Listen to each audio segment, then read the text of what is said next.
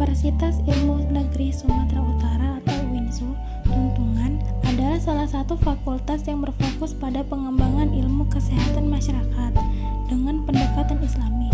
Fakultas ini dirancang untuk mencetak lulusan yang kompeten di bidang kesehatan masyarakat, baik dalam aspek teori maupun praktik, serta mampu menerapkan nilai-nilai Islami dalam pekerjaannya. Fakultas ini cocok bagi mereka yang ingin berkontribusi dalam peningkatan kesehatan masyarakat dengan landasan keilmuan yang kuat dan nilai-nilai agama yang kokoh.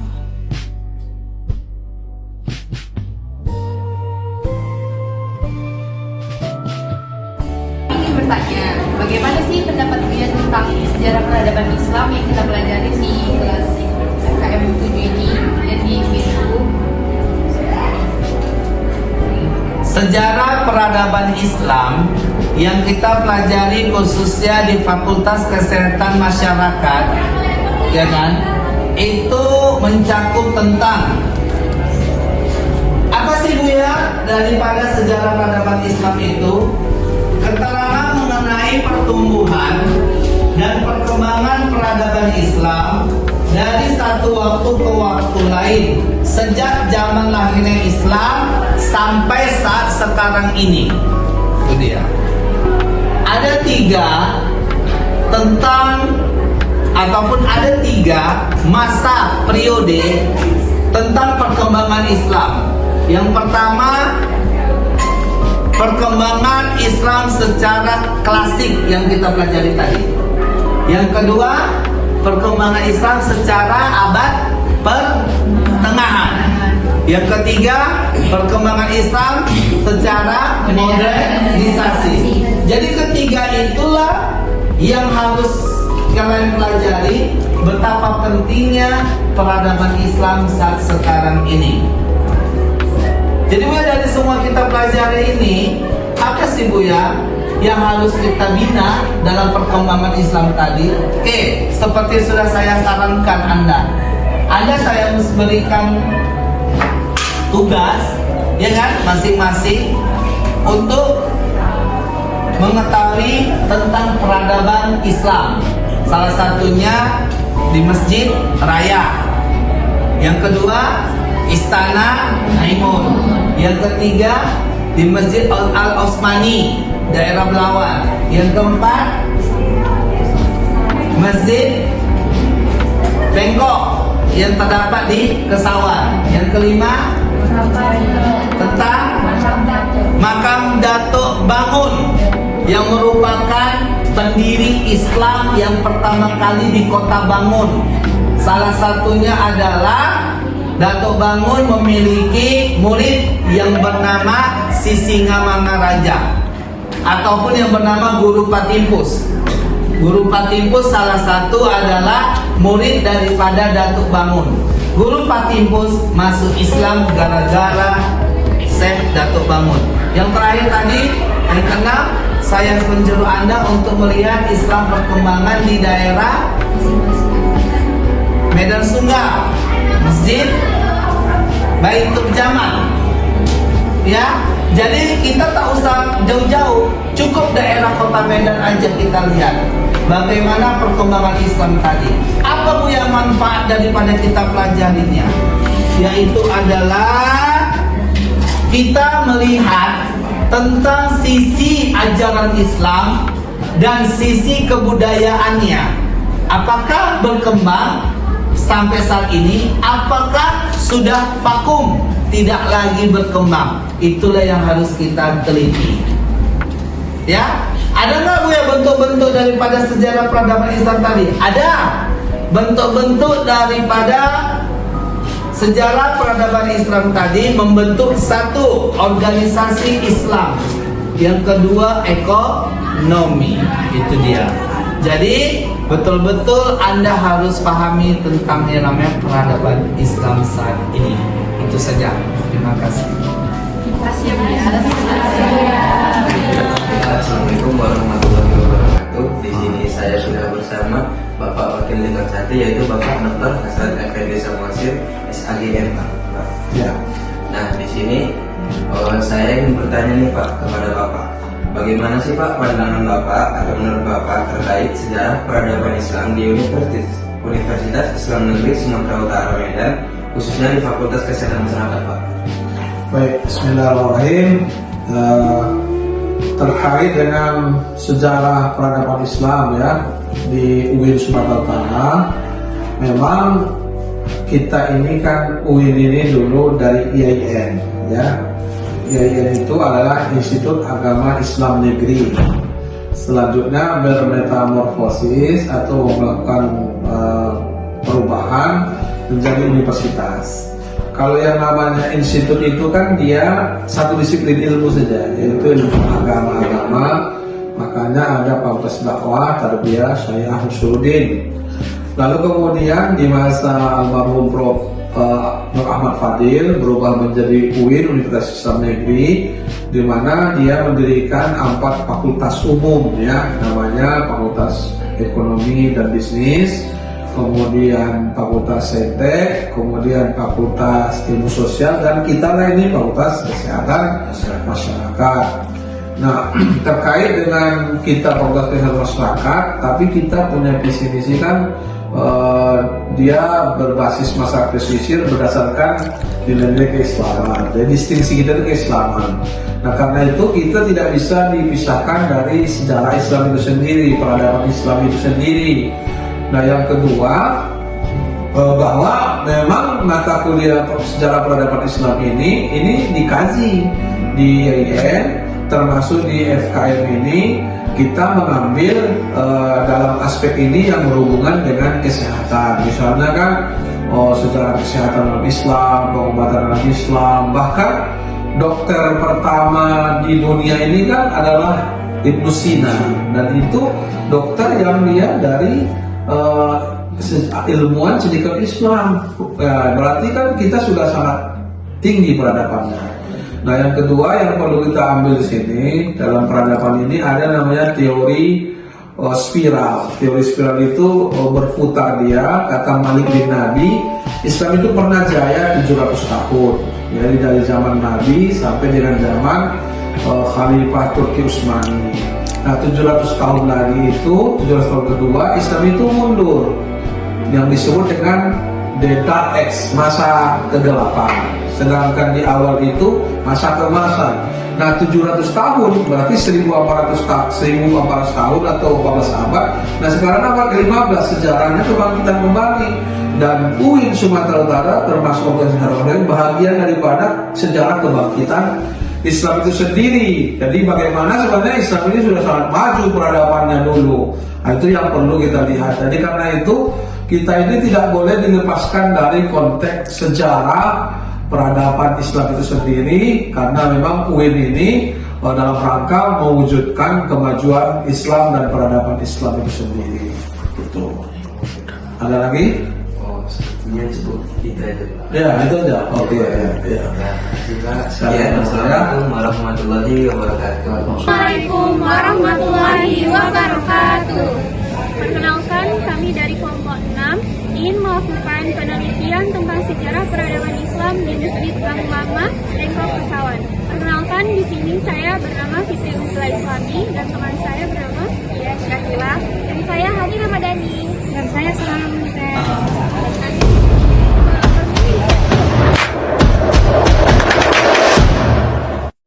Halo semuanya, perkenalkan nama saya Fitri Usla Islami dari Universitas Islam Negeri Sumatera Utara, Fakultas Ilmu Kesehatan Masyarakat dari IKM 7.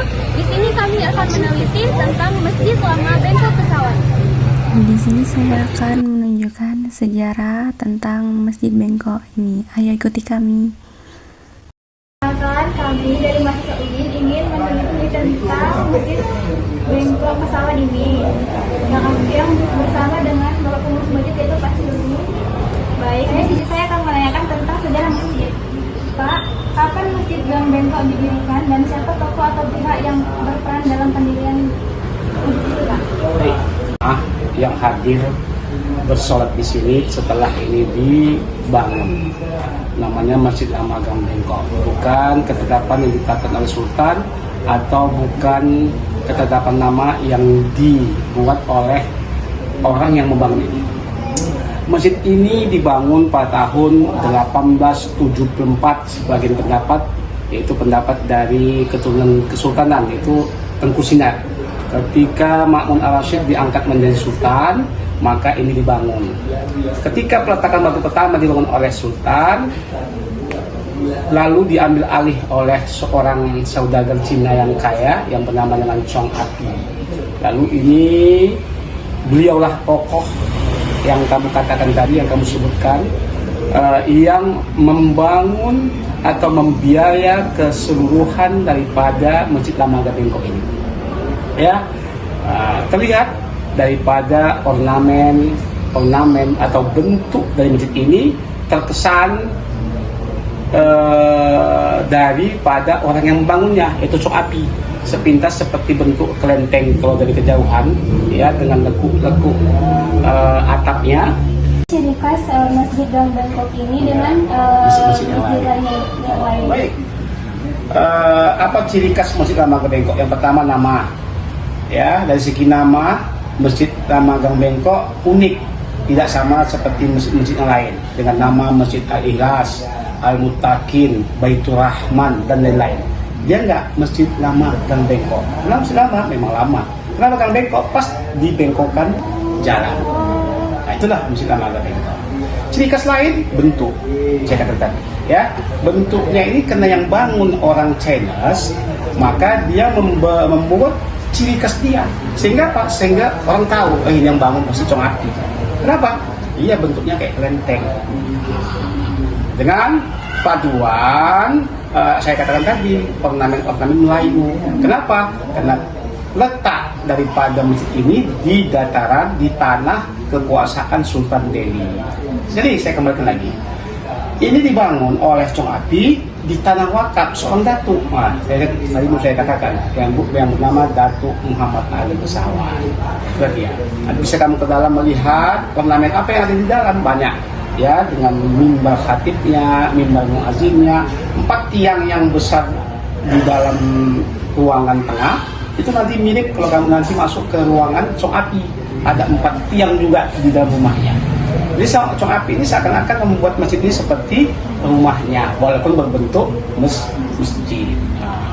Jadi nanti kalau kamu datang ke rumah Chong Api, nanti ada ruangan tengah, itu nanti membicarakan tentang Masjid Lama Gang Bengkok khusus. Jadi setelah ini selesai, beberapa tahun kemudian, lalu Chong Api mengembalikan masjid ini kepada Sultan. Sang Sultan langsung menunjuk Imam Nazir pertama, yaitu Syekh Muhammad Yaqub Bermarga Nasution yang kita manggil. Itulah yang beliau itu adalah merupakan penasehat dan juga gurunya Sang Sultan pada waktu itu. Apa fungsi utama Masjid Tembok Kesawan ini pada masa awal pembangunannya? Ya. Dan namanya masjid sudah pasti tempat untuk orang sholat. Itu yang pertama. Yang kedua, ya salah satu masjid, karena ini masjid lama, masjid yang dibangun pada tahun 1874, merupakan tempat pergerakan kemerdekaan dari segi khutbahnya, dari segi pengajiannya dan lain-lainnya. Dan masjid ini merupakan tonggak para ulama-ulama, karena pada waktu itu laskar-laskar kemerdekaan itu adalah para tokoh-tokoh ulama seperti kita dengar, seperti Tuan Asad Al-Qudis, Abdurrahman Shihab, Ismail Banda. Ismail Banda ini merupakan orang yang merupakan utusan Soekarno untuk negara-negara Arab. Untuk apa? Untuk menyatakan kemerdekaan Indonesia. Jadi masjid itu bukan hanya fungsinya sebagai tempat sholat, tapi tempat yang lainnya seperti pendidikan, seperti membicarakan masalah strategi. Pada waktu itu adalah strategi untuk kemerdekaan Republik Indonesia. Nah, sekarang ini sampai sekarang ini, ya kan, di bidang bisa dibuat di bidang pendidikan seperti pengajian, di bidang sosial, kegiatan-kegiatan peringatan, kegiatan-kegiatan donor darah dan lain-lainnya. Banyak fungsi masjid ini yang sekarang ini digunakan untuk hal-hal yang positif. Selanjutnya Pak, apakah makna budaya yang melekat pada Masjid Gang Bengkok bagi masyarakat sekitar? Wah, makna budayanya besar. Yang pertama, ini dibangun oleh seorang yang beragama Konghucu, dibangun yang bukan orang Islam. Ya. Yang kedua, dibangun di tengah-tengah komunitas Islam, yaitu di bawah kerajaan Sang Sultan yang merupakan raja Islam. Ya. Di sini nampak jelas kita melihat adanya perbauran antara yang bukan Islam dan Islam menjadi satu kesatuan. Apa yang dinamakan itu? Iya, toleransi beragama. Jelas nampak itu. Jadi masjid ini merupakan tonggak daripada toleransi umat beragama. Yang buat bukan orang Islam, yang yang memakainya adalah umat Islam. Sampai sekarang terjaga dan terbukti. Sampai sekarang itu para masyarakat Chinese itu merasa ini adalah milik moyang kami. Dan kami juga merasa akan menjaga masjid ini. Apalagi kita ya, sebagai umat Islam harus menjaga ini. Dan ini sekarang ini sudah menjadi cagar budaya yang dijaga oleh pemerintah daerah atau pemerintah Kota Medan. Terbukti pada tahun 1998, kamu belum lahir, ya, yang kejadian 12 Mei, yang gerakan penghancuran toko-toko Cina, kerusuhan 12 Mei, belum lahir itu, 2003 2004 lahir ini. 2006 Mei. Jadi itu kejadian itu banyak daerah-daerah lain yang habis diobrak-abrik. Daerah ini enggak.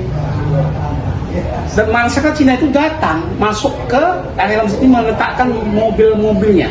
Kenapa? Dia merasa kenyamanan dan merasa aman di dekat dengan masjid. Itu membuktikan bahwasanya adanya toleransi, bahwasanya adanya karomah daripada masjid itu. Walaupun orang tidak meyakinkan itu dalam hatinya, tapi mereka yakin dalam pikirannya ini aman di sini. Dan wilayah Kesawan jauh daripada gangguan amukan massa pada waktu itu. Sampai sekarang ini. 4 tiang kanan dan 4 tiang kiri. 1, 2, 3, 4. Ini sebelah kiri. Sebelah sana 1, 2, 3, 4 juga. Jadi 8. Jumlahnya 8. Jumlahnya sana. Itu memakna filosofi bahwasanya masjid ini nanti akan didatangi oleh 8 penjuru mata angin. Masyarakat yang ada di 8 penjuru mata angin atau di seliling kota ini akan menghadiri, akan datang ke sini, baik mau sholat, baik mau singgah, baik mau meneliti dan lain-lain, termasuklah kamu-kamu ini. Itulah dia. Ya, tiang yang 4 ini yang ini tidak memakai besi, hanya berupa batu yang disusun sampai di atas. Tiang-tiang 4 ini kalau kamu nanti masuk ke rumahnya Cok Ati, sama tiang ini seperti tiang di rumah Cok Ati, cuman dia lebih kecil, ini lebih besar. Gelang-gelang yang tidak terputus. Itu memaknai filosofi bahwasanya setiap yang masuk ke sini adalah satu kesatuan. Tidak ada perbedaan antara ras, kaya, miskin, cantik, jelek, pintar, bodoh, ada. Satu kesatuan yang merupakan ukhuwah Islam. Jadi yang membangun ini mempunyai pemikiran tidak hanya sekedar membangun. Contoh ini lagi. Sudah sananya kerajaan Sultan. Ya. Ya, kita naik tangga ini, tangga sebelah 13 ini mempunyai gambaran matahari. Artinya apa? Khatib itu seperti seorang raja yang bercerita, yang berkhutbah, berceramah, yang menerangi para jamaahnya untuk hal yang benar. Itulah maknanya. Dan dia bukan seorang raja. Kenapa? Itulah dia. Itu kan bentuk kerajaan. Bunga itu, mahkota itu. Dia adalah seorang raja yang kata-katanya, yang ceramahnya itu harus didengar. Ya, yang harus didengar nanti diikuti untuk di hari-hari yang akan datang. Ini ruangan tempat air yang diambil untuk jamaah setiap Jumatnya 2000 jamaah. dan setiap harinya digunakan memang untuk kebutuhan wudhu, mandi dan segala macam para jamaah. Ini namanya air sumur. Air sumur ini kalau menurut satu buku tentang Kota Medan, sejarah terjadi Kota Medan oleh orang Belanda, dituliskan ditemukan sumur tua di Gang Bengkok pada tahun 17-an. Sekarang tahun berapa? 2000. Setelah 17 ke 2000 berapa? 300 tahun, 3 abad yang lalu. Walaupun penghujan ahli banjir tidak berubah warna. Kalau kamu lihat di sekeliling sumur ini ada nggak pohon? Tapi air tetap ada di sini. Ini airnya bersih. Aqua, sandingkan dengan aqua sama. Itu lebih enak lagi minumnya.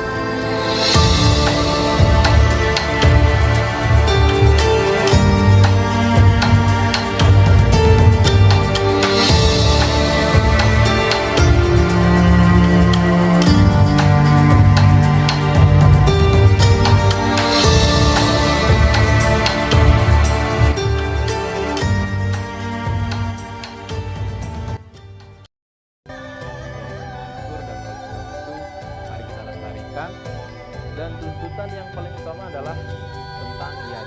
Ini tidak bisa dipisahkan. Yan, ayo.